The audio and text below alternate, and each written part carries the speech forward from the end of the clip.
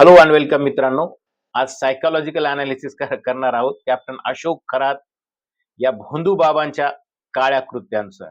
हो, तुम्ही वेगवेगळ्या तऱ्हेच्या न्यूजवरती हे पाहिलं असेल, की तो कसा आश्रम चालवत होता, तो कसा व्हिडिओ लीक झालेला आहे, किंवा त्या ऑफिस बॉयची काय भूमिका होती.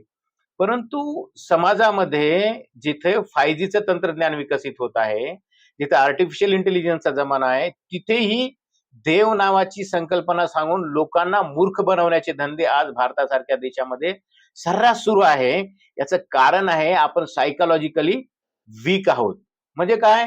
आपण विचारांच्या आहारी जाण्याच्या ऐवजी आपण भावनांच्या आहारी गेलेलो आहोत आणि जो लोक भावनांच्या आहारी जातो, मग तो कितीही सुशिक्षित असला तरी त्याला फसवणं सोपं असतं.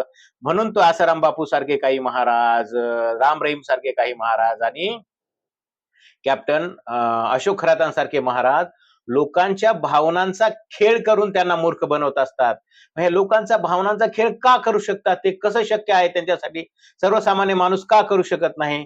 तर त्याच्यासाठी खूप साऱ्या सायकॉलॉजिकल कन्सेप्ट ते उपयोगात आणत असतात आणि या सायकॉलॉजिकल कन्सेप्ट उपयोगात आणून ते सर्वसामान्य माणसाला मूर्ख बनवत असतात. आता तुम्ही नीट व्यवस्थित लक्ष देऊन बघा तिथं. त्या बाबीमध्ये ते केवळ निरक्षर किंवा अज्ञानी लोक नाही आहेत. ज्ञानी लोक इन द सेन्स कोणते? उच्च शिक्षित राजकारणी तुम्हाला तिथे दिसतील. हायर मिडल क्लासचे लोक तिथे तुम्हाला दिसतील. चांगल्या नोकऱ्या करणाऱ्या महिला त्या ट्रॅपमध्ये अडकल्याच्या तुम्हाला दिसतील. मग तुम्ही म्हणतात आपण सर्वसाधारण म्हणतो, "अरे तो तर सुशिक्षित होता. ती महिला तर सुशिक्षित होती. मग ती का त्या ट्रॅपमध्ये अडकलेली आहे?" मित्रहो थांबा. शिक्षणाच्या डिग्रीचा आणि ह्या ट्रॅपचा काहीही संबंध नसतो. कारण या अशा भोंदूबामांच्या आहारी जाणारे लोक जे असतात ते भावनिक असतात, ते इमोशनली विचार करतात. आता देव आहे की नाही ही संकल्पना आपण विचारात घेतल्याच्या नंतर तार्किक दृष्ट्या आपण विचार करत नाही, तर तो भावनिकतेच्या आधारावरती विचार केला जातो. नेमकं ह्या भोंदूबाबाच्या संदर्भात सुद्धा हीच बाब करते, कारण लोक भावनिकतेने विचार करतात. आहे किंवा नाही ही संकल्पना नाही, आहेच ती संकल्पना, पण माझ्या संख्येचं समाधान ते देणार आहे की नाही, माझ्या संख्येचं समाधान मी कसं करू? तर लोक तिथं आस्था आहे म्हणून जात नाहीत, तर आपल्याला आलेली समस्या सोडवण्यासाठी जातात आणि त्यांच्या या सायकॉलॉजीचा, त्यांच्या या इमोशनचा हे लोक यूज करतात. सर्वसाधारणपणे कोणते सायकॉलॉजिकल ट्रिक यूज करतात?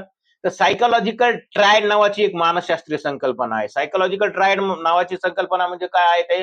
त्याच्यामध्ये ट्रायड म्हणजे तीन तीन बाबी निष्कर्षाने तिथं क्रिएट केले जातात. अमेरिकन संशोधनामध्ये या बाबी वेगवेगळ्या प्रकारच्या मानसशास्त्रज्ञांनी संशोधनाद्वारे सिद्ध केलेली आहेत, की एखाद्याला मूर्ख बनवण्यासाठी, त्याच्या इमोशनवर कब्जा करण्यासाठी या सायकॉलॉजिकल डार्क सायकॉलॉजीच्या ट्रायड ही संकल्पना वापरली जाते. काय त्याच्यामध्ये सगळ्यात महत्वाची गोष्ट म्हणजे नार्सिझम. नार्सिझम म्हणजे आय एम द सुप्रीम.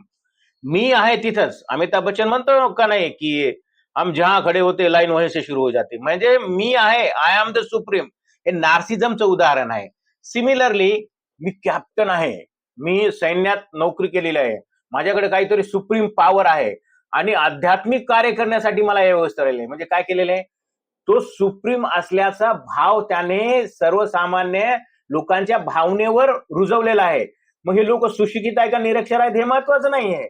या लोकांची भावना काबीज करण्यासाठी त्याने पहिला खेळ खेळला, की नार्सिस्ट आहे आम्ही. नार्सिस्ट सांगत नाही मी नार्सिस्ट आहे म्हणून. त्याने मी देव आहे, मला दैवी शक्ती प्राप्त झालेली आहे, मी कॅप्टन होतो, मला हे अध्यात्म येते, मला हे गुरु येते, आणि त्यानं व्यवस्थित एज्युकेशनली तो ट्रॅप सर्वसामान्यांमध्ये घुसवलेला असतो आणि तो ट्रॅप नंतर काम करत असतो. नंतर ह्या डार्क ट्राईडचं दुसरं फंक्शनिंग सुरू होतं. त्या दुसरं फंक्शन आहे मॅसिव्हिलिनिझम.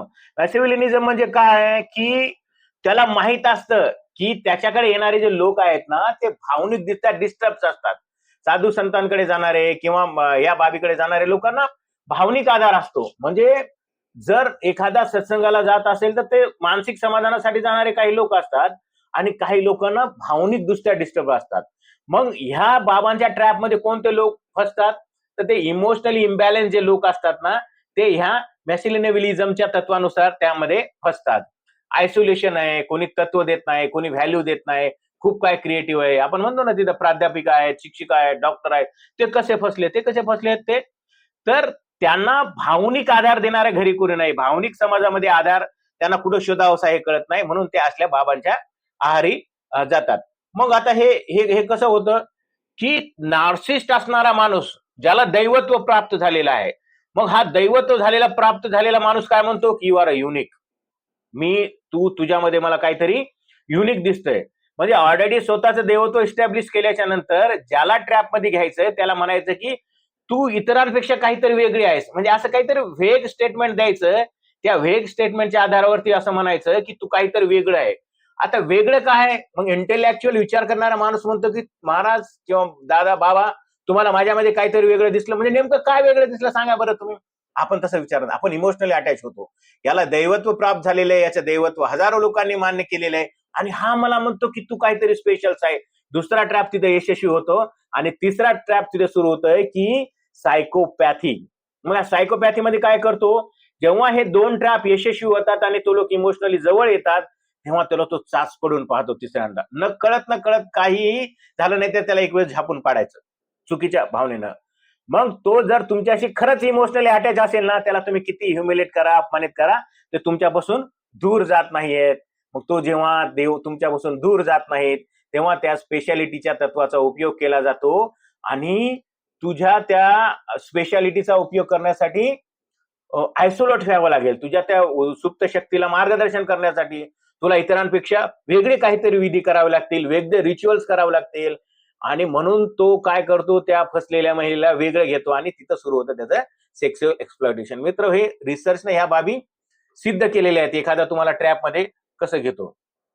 मग इथे काय प्रॉब्लेम येतो त्याच्यामध्ये की सुशिक्षित लोक का का फसतात त्याच्यामध्ये त्याचा रिझन त्याचा एक ते इमोशनली अटॅच असल्यामुळे त्या बाबी सगळ्या तिथं फसलेल्या आहात. आता सर्वसामान्य माणसाला आपण म्हटलो की you are special, you are strong. पण तुमच्या स्ट्रॉंगला आणखी मजबूत करण्यासाठी तुम्हाला हे रिच्युअल्स करावे लागतील. त्याला म्हणतो म्हणजे माणूस कमजोर आहे हा भाव त्याला देतच नाहीये. तू स्ट्रॉंग आहे, तू स्पेशल आहे. या बाबी खेळून झाल्याच्या नंतर तो व्हिक्टिम सायकोलॉजीचं कार्ड खेळायला लागतो. काय व्हिक्टिम सायकोलॉजीचं कार्ड आहे? व्हिक्टिम सायकोलॉजीचं कार्ड म्हणजे मानसशास्त्राचा अजून एक आहे त्याला म्हणतात की बर्नम इफेक्ट. बर्नम इफेक्ट काय असतो त्याच्यामध्ये? तुझ्यामध्ये खूप क्वालिटी आहे, तुझ्यामध्ये खूप गुणवत्ता आहे, पण या समाजाला ना तुझी किंमत नाहीये. त्याचा इफेक्ट कसा क्रिएट केला जातो की या समाजाला तुझी किंमत नाही, तुझ्या कौशल्याचा खरा उपयोग करण्यासाठी तुला अमुक अमुक रिच्युअल्स कर.